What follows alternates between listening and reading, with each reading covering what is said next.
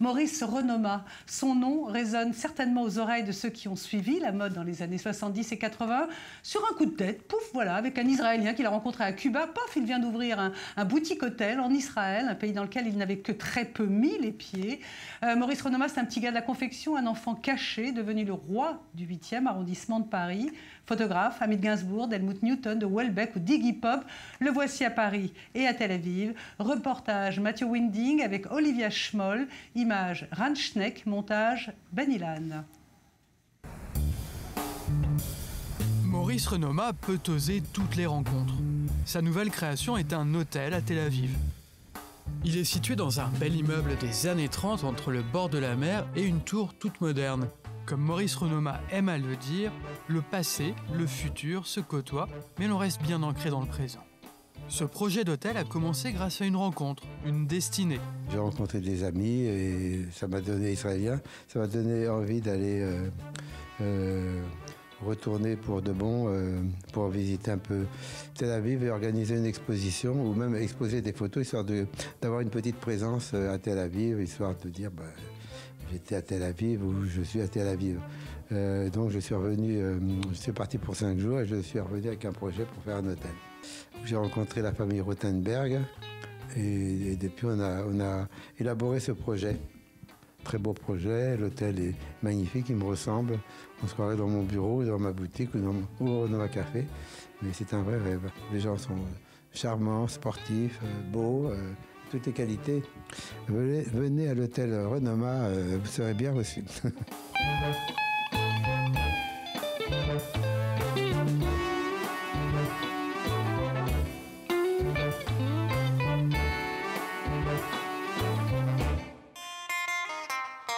Alors ça commence comment l'itinéraire d'un enfant prodige de la confection ? Je suis né dans le 3e arrondissement à Paris, près du carreau du Temple, donc j'étais bien placé pour le commerce. Donc mes parents étaient des commerçants. Pendant la guerre, évidemment, comme tout enfant juif, né dans cette période-là, on était cachés, où on allait en résistance, où on allait se cacher. Moi j'avais 2 ans et demi, donc nous on nous a cachés.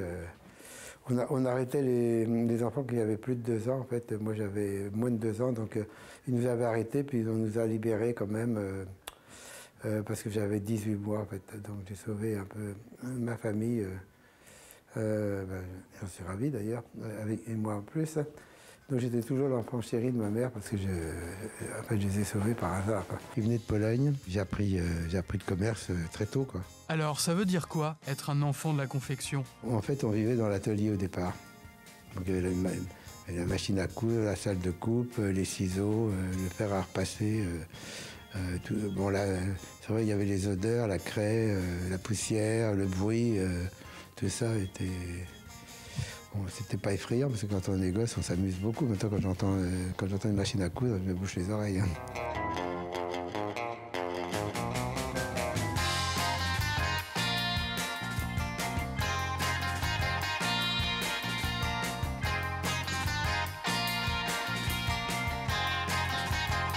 Dans ces années de formation, Maurice forge ses valeurs de liberté, de curiosité et son amour des images. L'un de ses mythes fondateurs est la figure de James Dean, l'éternel rebelle de la fureur de vivre.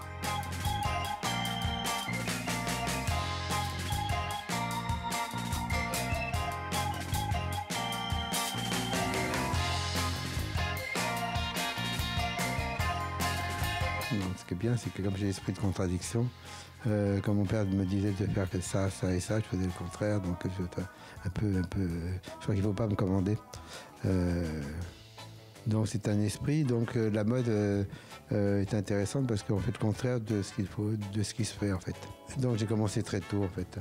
Oui, j'ai créé mon propre kibbutz avec mon petit bureau, avec mon équipe. On travaille tous pour un, enfin, ou un pour tous. Au début des années 60, Maurice Renoma fait un pari fou, s'installer dans le 16e arrondissement, rue de la Pompe. Nous sommes en 1963, Maurice Renoma baptise sa boutique White House, la Maison Blanche en hommage au Kennedy qui incarne le progrès, la jeunesse et la vitesse. Ah, vous êtes là? Ah oui, d'accord, la coquine, le voilà.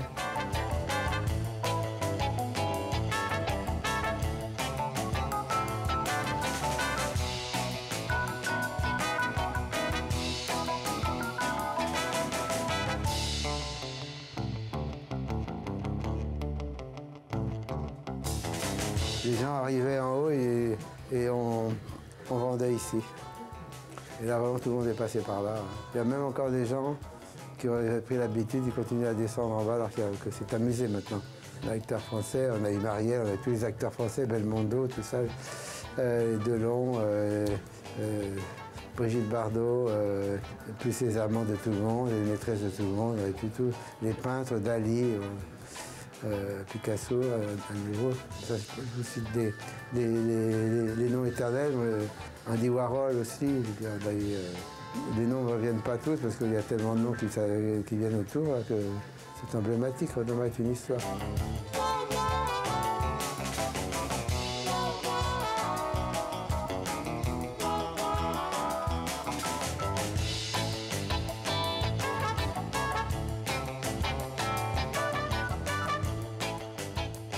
Dans les années 90, Maurice poursuit son exploration artistique. Un peu poussé par les circonstances, il se met à la photo. Les photographes qui faisaient nos campagnes ou qu'on choisissait n'exprimaient pas la matière. Donc, par énervement, j'ai dit mais c'est quand même pas trop difficile de rentrer dans le vêtement ou de donner du caractère à de la photo.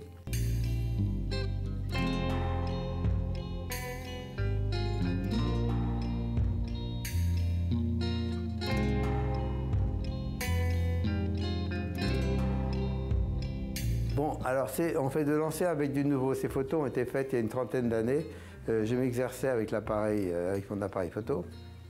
Donc c'est des instantanés que je prenais autour de moi. Donc partout, dès que je voyais des mouvements, le mouvement qui m'intéressait. Donc c'est le mouvement qui m'intéresse. Donc ici, là, c'est la pièce où ça bouge. Donc le mouvement. Il faut que ça bouge, donc il faudrait un petit filet, donc normalement ça tourne, ça bouge. Et les photos aussi sont floutées, donc c'est voulu, tout ça, ça bouge en fait. C'est le mouvement, voilà.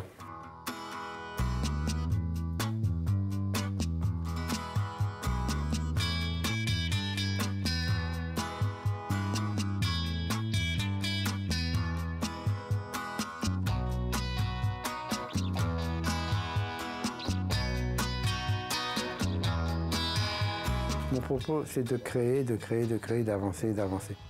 Il y a une veste de John Lennon qui est au musée d'art moderne de Londres, qui est présentée par Yoko Ono. Ça m'a fait plaisir 10 secondes, mais c'était agréable parce qu'on passe automatiquement à autre chose.